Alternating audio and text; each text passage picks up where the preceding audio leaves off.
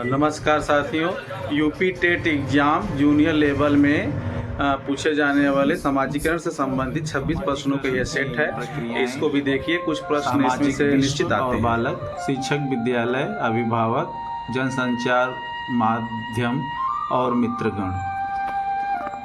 समाजीकरण का अर्थ एवं विशेषताएं। वह प्रक्रिया जिसके द्वारा बच्चे आदतों, कौशलों, मूल्यों तथा अभिप्रेरणा को विकसित करते हैं और जो उन्हें समाज का जिम्मेदार एवं क्रियाशील सदस्य बनाती है, उसे क्या कहा जाता है? समाजीकरण। वह प्रक्रिया जिसके द्वारा बच्चे आदतों, कौशलों, मूल्यों तथा अभिप्रेरणा को विकसित करते हैं और जो उन्हें समाज का जिम्मेदार एवं क्रियाशील सदस्य बनाती है, उसे समाजीकरण कहा जाता है। समाजीकरण एक विस्तृत और सतत चलने वाली प्रक्रिया है जो एक व्यक्ति के साथ जीवन पर्यंत चलती रहती है।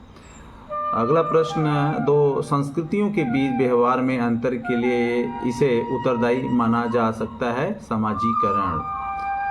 दो संस्कृतियों के बीच व्यवहार में अंतर के लिए समाजीकरण को उत्तरदायी माना जा सकता है। समाजीकरण एक साधन है जिसके द्वारा सामाजिक और सांस्कृतिक निरंतरता प्राप्त होती है। समाजीकरण की प्रक्रिया में व्यक्ति अपने सामाजिक मूल्यों, मानदंडों, नैतिकता, व्यवहारों आदि को सीखता है और उसी के अनुसार व्यवहार करता है, जिससे दो प्रकार के समाज और संस्कृति में निवास करने वाले व्यक्तियों के व्यवहारों में अंतर देखने को मिलता है। तीसरा प्रश्न, धर्म जिससे व्यक्तिगत बच्चा संबंधित होता है वह किसका हिस्सा है? सामाजिक पर्यावरण। धर्म जिससे व्यक्तिगत बच्चा संबंधित होता है वह सामाजिक पर्यावरण का हिस्सा है। समाज और धर्म में गहरा संबंध होता है। धर्म समाज का मार्गदर्शन करता है। धार्मिक रीति रिवाज, विश्वास, आस्था आदि सामाजिक और धार्मिक वातावरण का निर्माण करते हैं जिसका प्रभाव बालक और व्यक्तित्व पर पड़ता है। चौथा प्रश्न है, समाजीकरण में सम्मिलित है सांस्कृतिक संचरण और व्यक्तिगत व्यक्तित्व विकास। समाजीकरण के अंतर्गत व्यक्ति समाज की संस्कृति के बारे में सीखता है और उसी के अनुरूप व्यवहार करने की अपेक्षा रखता है। इसी समाजीकरण के माध्यम से ही समाज में संस्कृति एक पीढ़ी से दूसरी पीढ़ी में हस्तांतरित होती रहती है। बियर स्टेट ने लिखा है कि व्यक्तित्व कभी बना बनाया नहीं आता। व्यक्ति के व्यक्तित्व के विकास में समाजीकरण की सबसे प्रमुख भूमिका होती है। व्यक्ति जन्म से ही अपने गुणों को प्राप्त नहीं करता है बल्कि समाज के सदस्य के रूप में धीरे धीरे वह अर्जित करता है। इस प्रकार समाजीकरण में सामाजिक संचरण और व्यक्तित्व विकास दोनों सम्मिलित हैं। समाजीकरण की अवस्थाएं से पांचवा प्रश्न है, बाद के रिश्तों के लिए पूर्वाभ्यास कहा जाता है। अग्रिम समाजीकरण। बाद के रिश्तों के लिए पूर्वाभ्यास अग्रिम समाजीकरण कहलाता है। अग्रिम समाजीकरण की अवधारणा को सर्वप्रथम समाजशास्त्री रॉबर्ट के मेर्टन द्वारा परिभाषित किया गया था। सबसे अधिक गहन और जटिल समाजीकरण होता है डी, किशोरावस्था के दौरान। सबसे अधिक गहन और जटिल समाजीकरण किशोरावस्था के दौरान होता है। इस अवस्था में किशोरों में समूह निर्माण की प्रवृत्ति, मैत्री भावना का विकास, सामाजिक गुणों का विकास, समूह के प्रति भक्ति, सामाजिक परिपक्वता की भावना का विकास, बहिर्मुखी प्रवृत्ति आदि का विकास होता है जो समाजीकरण की प्रक्रिया को समृद्ध, गहन और जटिल बनाते हैं। सातवां प्रश्न है, समाजीकरण के सिद्धांत और प्रक्रिया से अन्य लोगों से किसके माध्यम से सामाजिक ज्ञान प्राप्त किया जाता है? प्रतिक्रिया।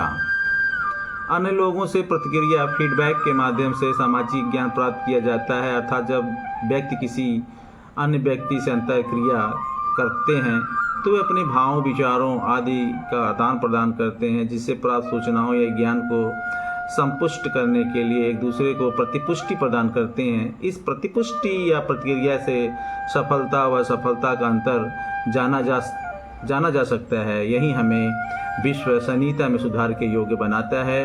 हमें हमारी भूलें व गलतियां सुधारने की योग्यता प्रदान करता है। जब आप एक शिक्षक समूह से जुड़ जाते हैं और अपने समूह के अन्य लोगों को अन्य लोगों की तरह पोशाक धारण करने लगते हैं तो आप प्रदर्शन कर रहे होते हैं समूह की अनुरूपता का। यदि आप एक शिक्षक समूह से जुड़ जाते हैं और अपने समूह के अन्य लोगों की तरह पोशाक धारण करने लगते हैं तो आप समूह की अनुरूपता का प्रदर्शन कर रहे होते हैं, अर्थात आप अपने आप को उस समूह में समायोजित करने के लिए समूह के नियमों, विधियों, मूल्यों आदि को आत्मसात करते हैं और उस समूह के अनुरूप अपना सामाजिकरण करते हैं। एक प्रक्रिया है जिसके माध्यम से मानव शिशु समाज के सक्रिय सदस्य के रूप में निष्पादन करने के लिए आवश्यक कौशलों का अर्जन करना प्रारंभ करता है, वह है समाजीकरण। समाजीकरण वह प्रक्रिया है जिसके माध्यम से मानव शिशु समाज के सक्रिय सदस्य के रूप में निष्पादन करने के लिए आवश्यक कौशलों का अर्जन करना प्रारंभ करता है। समाजीकरण एक प्रक्रिया है मूल्यों, विश्वासों तथा अपेक्षाओं को अर्जित करने की। समाजीकरण वह प्रविधि है जिसके द्वारा संस्कृति को एक पीढ़ी से दूसरी पीढ़ी तक हस्तांतरित किया जाता है। इसके माध्यम से मानव अपने समूह समाज के मूल्यों, रीति रिवाजों, लोकाचारों, आदर्शों एवं सामाजिक उद्देश्यों को सीखता है। अतः समाजीकरण ऐसी प्रक्रिया है जिसमें मूल्यों, विश्वासों तथा अपेक्षाओं को अर्जित किया जाता है। अगला प्रश्न है, समाजीकरण की प्रक्रिया में शामिल नहीं है आनुवांशिक संचरण। समाजीकरण की प्रक्रिया में बालक सामाजिक मूल्यों, मान्यताओं, विश्वासों का अर्जन करता है। वह अपने संस्कृति की रीतियों और मानदंडों को सीखता है, सामाजिक कौशलों का अर्जन करता है। आनुवांशिक संचरण एक प्रकार का जैविकी संचरण है जो बच्चे को अपने माता पिता से गर्भधारण के समय ही प्राप्त होता है, अतः यह समाजीकरण की प्रक्रिया के अंतर्गत शामिल नहीं होता है। चौथा है समाजीकरण के निर्धारक शिक्षक, विद्यालय, जनसंचार माध्यम, अभिभावक, मित्रगण। बच्चों के समाजीकरण में विद्यालय द्वितीयक कारक है। बच्चों के समाजीकरण में विद्यालय द्वितीयक कारक है जबकि परिवार प्राथमिक कारक है। विद्यालय समाज का लघु रूप होता है जिसमें विद्यार्थी विभिन्न प्रकार के सामाजिक क्रियाकलापों जैसे सहयोग, परोपकार, अभिवादन, बड़ों का आदर करना आदि सीखता है। परिवार एवं पास पड़ोस बच्चों के समाजीकरण की प्राथमिक एजेंसियां हैं। परिवार व पास पड़ोस बच्चों के समाजीकरण की प्राथमिक एजेंसियां हैं। बालक जन्म के बाद परिवार के ज़्यादा से ज़्यादा सदस्यों के संपर्क में आता है और उनके क्रियाकलापों तथा व्यवहार के तौर तरीकों से उनके विविध स्वरूपों जैसे क्रोध करना, चिल्लाना, हंसना, हाथ, भुजा, पैर आदि हिलाने की अनुक्रियाओं का अनुकरण करता है। इस प्रकार की विशेष भाव भंगिमाओं से उसे परिवार के लोगों से घुलने मिलने तथा उनसे स्वयं को जोड़ने में सहायता मिलती है। इसी प्रकार वह स्थान तथा गांव जहां बच्चा बड़ा होता है उससे उसका पास पड़ोस बनता है। पास पड़ोस के भौतिक तथा सामाजिक वातावरण में उसका समाजीकरण होता है। 14वां प्रश्न है, निम्नलिखित में से कौन बच्चे समाजीकरण में एक महत्वपूर्ण भूमिका अदा करते हैं? सी वाला सही है। मीडिया, दूसरा विद्यालय, तीसरा परिवार, चौथा पास पड़ोस। समाजीकरण एक विस्तृत और अंतहीन प्रक्रिया है जो एक व्यक्ति के साथ जीवन पर्यंत चलती रहती है। व्यक्ति समाज के मूल्यों, मापदंडों, नैतिकता, आदर्शों आदि को ग्रहण करता है और अपने व्यवहार को सामाजिक रूप से उपयोगी बनाने का प्रयास करता है। व्यक्ति के समाजीकरण में निम्नलिखित एजेंसियां महत्वपूर्ण भूमिका निभाती हैं: परिवार, पास पड़ोस, सहचर समूह, विद्यालय, समाज, मीडिया, जनसंचार माध्यम। निम्नलिखित में से कौन सा अधिनायकवादी पालन पोषण की आवश्यकता नहीं है? डी, सजा के लिए स्पष्टीकरण की प्रावधान। अधिनायकवादी पालन पोषण में माता पिता द्वारा बच्चों में स्थापित नियमों का पालन कठोरता से करने की आशा की जाती है। ऐसे नियमों का पालन न करने वाले बच्चों के प्रति अत्यधिक दंडात्मक रवैया अपनाया जाता है। इसे पालन पोषण की अवस्था में माता पिता अत्यधिक अपेक्षाएं रखते हैं, उनसे आज्ञाकारिता की मांग करते हैं, परंतु वे बच्चों के प्रति संवेदनशील नहीं होते हैं। वे अपनी अपेक्षाओं और नियमों के अनुसार बच्चों को सजा देते हैं जिससे वे स्पष्टीकरण देना उचित नहीं समझते हैं। 16वां प्रश्न है, वे माता पिता जो बच्चे को दंडित करने में विश्वास करते हैं अधिकारवादी परिवेश दर्शाता है। वे माता पिता जो बच्चे को दंडित करने में विश्वास करते हैं, यह उनका अधिकारवादी परिवेश दृष्टिकोण दर्शाता है। इस प्रकार के पालन पोषण में बच्चों से माता पिता द्वारा स्थापित नियमों का पालन सख्ती से करने की आशा की जाती है। ऐसे नियमों का पालन न करने पर बच्चों को दंडित किया जाता है।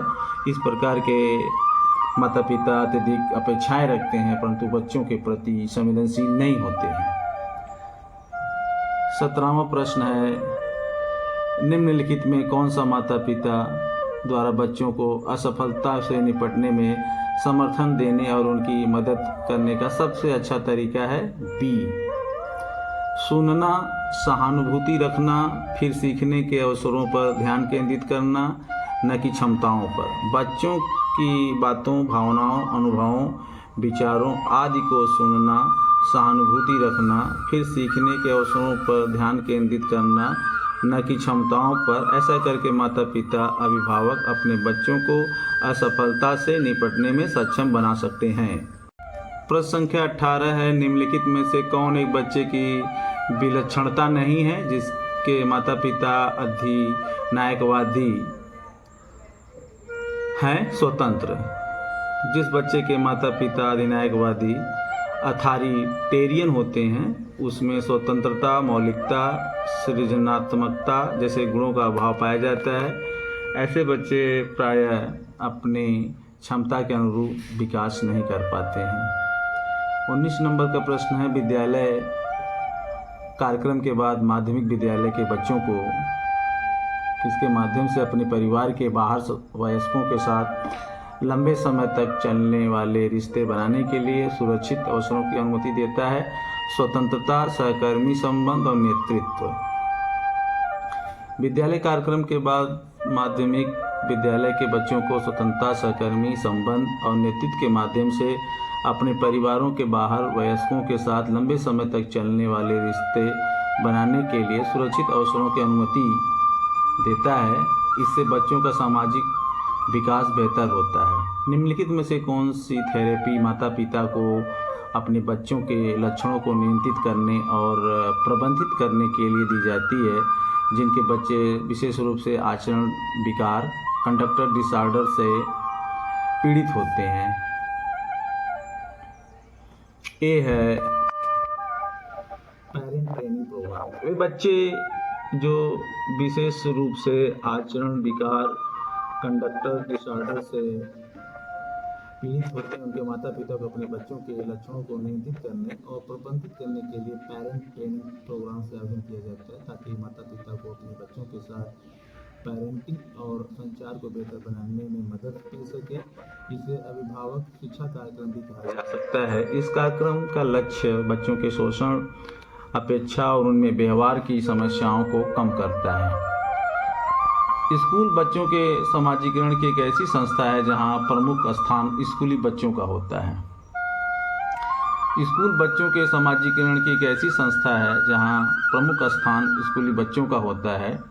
स्कूल की संपूर्ण गतिविधियां, कार्यक्रम, शिक्षक, पाठ्यचर्या स्कूल में पढ़ने वाले बच्चों के मानसिक, शारीरिक, सामाजिक और नैतिक विकास के लिए प्रतिबद्ध होती है। इसलिए प्रगतिशील शिक्षा में बच्चों को शिक्षा का केंद्र बिंदु माना गया है। 22 नंबर, विद्यालय और समाजीकरण के बारे में निम्नलिखित में से क्या सत्य है? विद्यालय समाजीकरण का एक महत्वपूर्ण कारक है।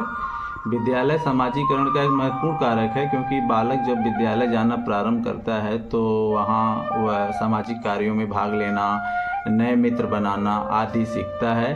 धीरे धीरे वह किसी न किसी टोली का सदस्य बन जाता है, जो बालक में अनेक सामाजिक गुणों का विकास करती है। प्रश्न संख्या 23, समाजीकरण के संदर्भ में विद्यालयों के पास प्राय एक प्रच्छन्न पाठ्यचर्या विद्यमान रहती है जिसमें निहित है। इसका ऑप्शन सही है डी वाला।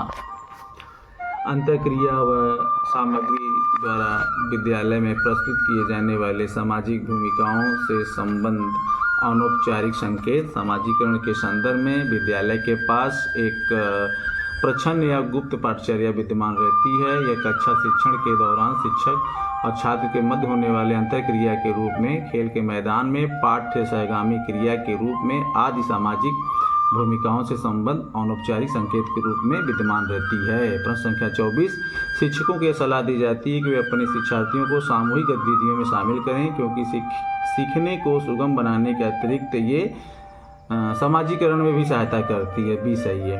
शिक्षकों को यह सलाह दी जाती है कि वे अपने शिक्षार्थियों को सामूहिक गतिविधियों में शामिल करें, क्योंकि सीखने को सुगम बनाने के अतिरिक्त ये समाजीकरण में भी सहायता करती है। 25 प्रश्न नंबर है कि वह प्रक्रिया जिसके द्वारा माता पिता ये अनुमान लगाते हैं कि उनके बच्चे में सभी सकारात्मक गुण है, क्योंकि ये गुण सकारात्मक कहलाता है हावथेनी का प्रभाव।